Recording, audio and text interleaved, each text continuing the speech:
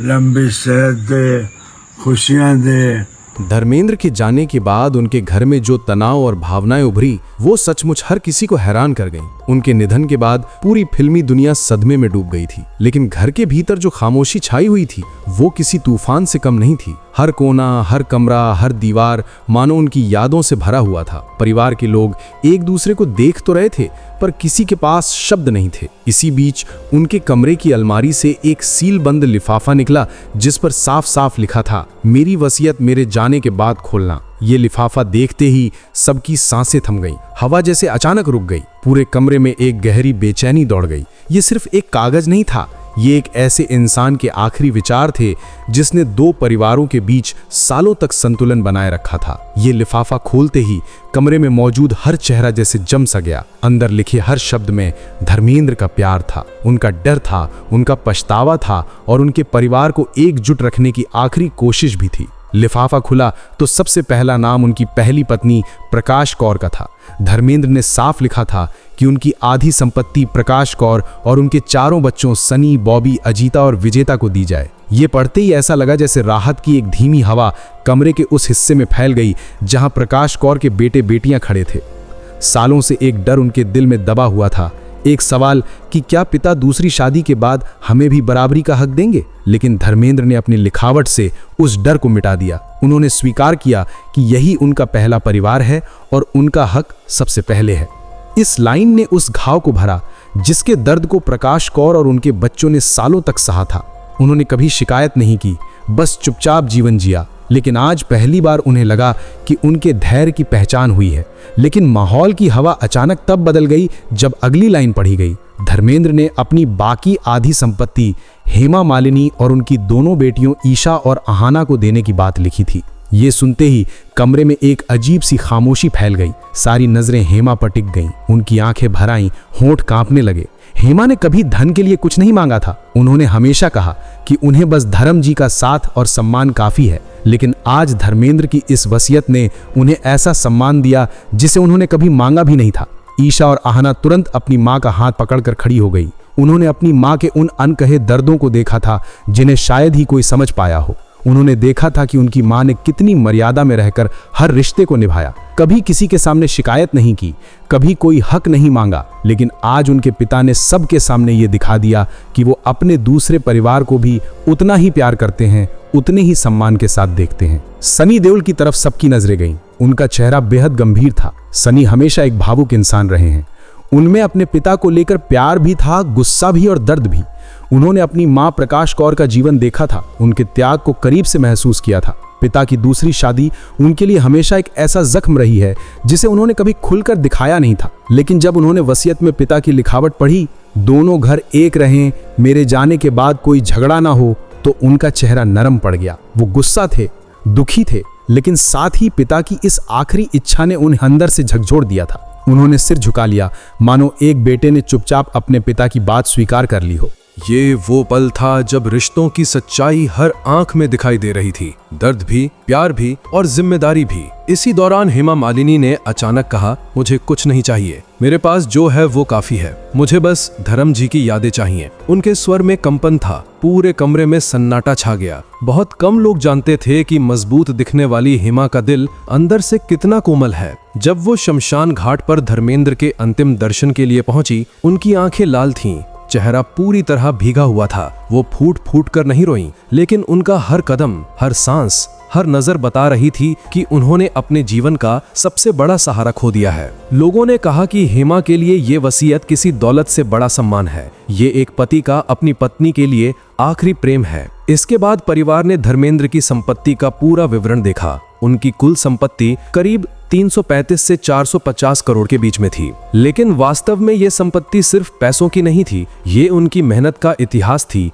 उनका संघर्ष था, उनका स्टारडम था, उनकी यादें थीं। जुहू का उनका आलीशान बंगला करोड़ों का था, लेकिन उसकी हर ईंट उनके सफर को बयान करती है। ये वही घर था जहां रात रात भर फिल्मों की स्क्रिप्ट्स पर चर्चाएं होती थीं, जहां मेहमानों की भीड़ रहती थी, जहां सनी और बॉबी ने अपनी पहली सफलता का जश्न मनाया था। घर की दीवारें आज भी उनकी हंसी से गूंजती हैं। इस घर का भावनात्मक महत्व किसी भी धन से अधिक था। उनके फार्म हाउस की अपनी एक अलग दुनिया थी। वहां उन्होंने आम के पेड़ लगाए थे, खेतों में घूमते थे, मिट्टी को हाथों से छूते थे। वे कहते थे, मैं दिल से किसान हूँ। खेती उनका असली प्यार था और फिल्मी दुनिया उनकी जिम्मेदारी। फार्म हाउस में उन्होंने कई यादें छोड़ी, दोस्तों के साथ शामें, परिवार के साथ पिकनिक और अकेले बिताए गए शांत पल। वहां की सरसराती हवा आज भी मानो उनका नाम पुकारती है। विजेता फिल्म्स उनका प्रोडक्शन हाउस उनकी विरासत का अहम हिस्सा था। बेताब, घायल, बेताब, धर्मवीर, चाचा भतीजा, ये सभी फिल्में उनके परिवार की मेहनत का परिणाम थीं। ये प्रोडक्शन हाउस सिर्फ एक बिजनेस नहीं, बल्कि उनके सपनों का जहाज था जो वो अपने बच्चों के हाथों में देकर सुरक्षित महसूस करते थे। देश भर में फैली कई प्रॉपर्टीज, लग्जरी कार्स, निवेश, all of it had been carefully planned. लेकिन सबसे विशेष उल्लेख उनके जूहू बंगले को लेकर था। उन्हें डर था कि आगे चलकर इस बंगले को लेकर विवाद हो सकता है, तो उन्होंने लिखा था कि ये घर किसी एक का नहीं होगा, ये घर पूरी फैमिली का है, उन सब का जिन्होंने यहाँ उनके साथ जीवन के सुनहरे पल बिताए थे। ये घर रिश्तों की निशानी है, इसलिए इसे विवाद का कारण नहीं बनने देना। धर्मेंद्र की वसीयत का असली सार यही था, दो परिवार नहीं, एक विरासत। उन्होंने अपनी पूरी जिंदगी में प्यार दिया, सम्मान दिया और जिम्मेदारियां भी निभाईं।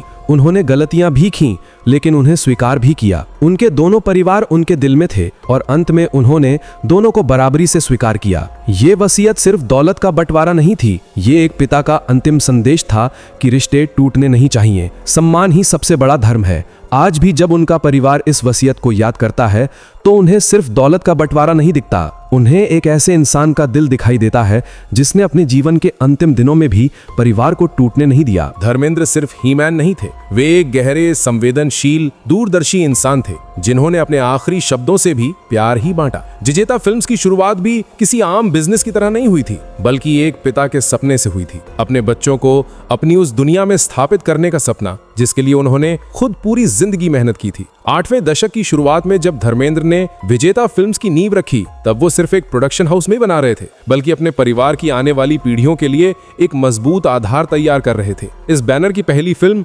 बेताब, जिसमें सनी देओल ने अपने अभिनय की पहली झलक दिखाई। ये फिल्म जब रिलीज हुई तो उम्मीद से कहीं ज्यादा चली। थिएटरों के बाहर लंबी कतारें लगी और उसी दिन लोगों ने समझ लिया कि देओल परिवार में एक और सितारा जम चुका है। बेताब की सफलता ने धर्मेंद्र के आत्मविश्वास को और मजबूत कर दिया। उसके बाद आई घायल, जिसने सनी की इमेज को एक्शन आइकॉन बना दिया। यह फिल्म सिर्फ हिट नहीं बल्कि ऐतिहासिक बन गई। अवार्ड्स मिले, तारीफें मिली और हर तरफ सिर्फ एक ही नाम गूंजने लगा, विजेता फिल्म्स। धर्मेंद्र ने सिर्फ फिल्में बनाने तक खुद को सीमित नहीं रखा, उन्होंने अपने बेटों को प्रोडक्शन में जिम्मेदारी देकर सिखाया कि कैसे फिल्मों की स्क्रिप्ट चुनी जाती है, कैसे शूटिंग प्लान होती है, कैसे रिलीज की रणनीति बनाई जाती है। ये सब करते करते विजेता फिल्म्स धीरे धीरे एक बड़े उद्योग का रूप लेने लगी। फिल्म की कमाई को समझदारी से रियल एस्टेट, हॉस्पिटैलिटी और रेस्टोरेंट बिजनेस में लगाया गया। धर्मेंद्र ने जहां भी पैसे इन्वेस्ट किए, वहां सिर्फ बिजनेस नहीं बल्कि भरोसे की नींव रखी। आज भी देओल परिवार के पास जितनी भी जायदाद और इन्वेस्टमेंट है, उनमें विजेता फिल्म से हुई शुरुआत का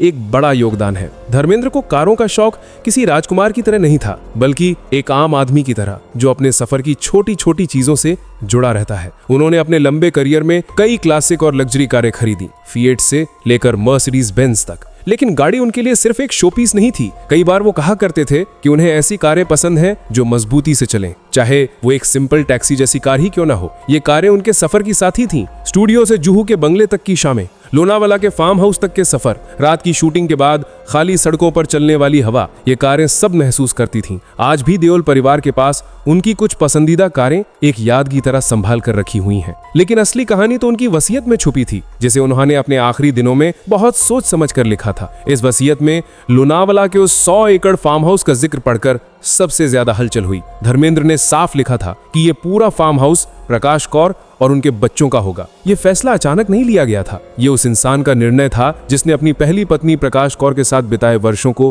कभी नहीं भूला था। ये वो घर था जहां सनी और बॉबी ने बचपन बिताया था, जहां धर्मेंद्र ने परिवार के साथ कई त्योहार मनाए थे, जहां उनकी जिंदगी की कई यादें बसती थीं। इसलिए इसे पहली पत्नी और पहले परिवार के नाम कर देना उनके दिल का फैसला था, न इंसाफ का न राजनीति का, सिर्फ एक गहरा संबंध। इसके बाद बात आई कुल संपत्ति की, जिनमें जुहू का आलीशान बंगला, प्रोडक्शन की कमाई, फिल्मों से आने वाली रॉयल्टी, अलग अलग राज्यों में की गई इन्वेस्टमेंट और उनके नाम से जुड़े बड़े बड़े एसेट्स शामिल थे। धर्मेंद्र ने लिखा कि उनकी कुल संपत्ति का आधा हिस्सा प्रकाश कौर और उनके चारों बच्चों सनी, बॉबी, अजिता और विजेता के नाम रहेगा। बाकी आधा हिस्सा हेमा मालिनी और उनकी बेटियों ईशा और हना को जाएगा। ये बात सुनते ही कमरे में सन्नाटा छा गया, क्योंकि ये सिर्फ जायदाद का बंटवारा नहीं था, बल्कि एक ऐसा फैसला था जो दोनों परिवारों की इज्जत को बराबरी से संभालता था। बाहर दुनिया चाहे कुछ भी कहे, लेकिन धर्मेंद्र के दिल में दोनों परिवारों के लिए बराबर प्यार था।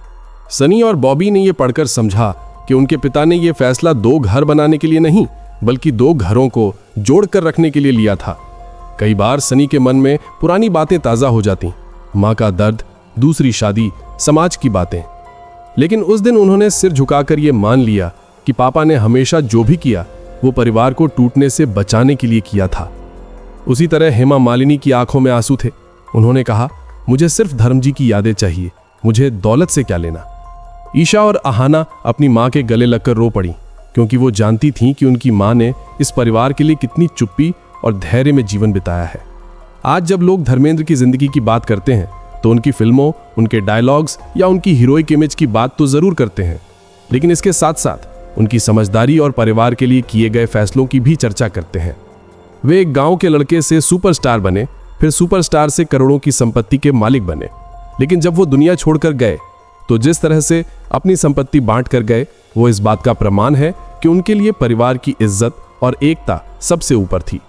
उनकी वसीयत सिर्फ कागज नहीं थी, ये उनकी पूरी जिंदगी का सार थी।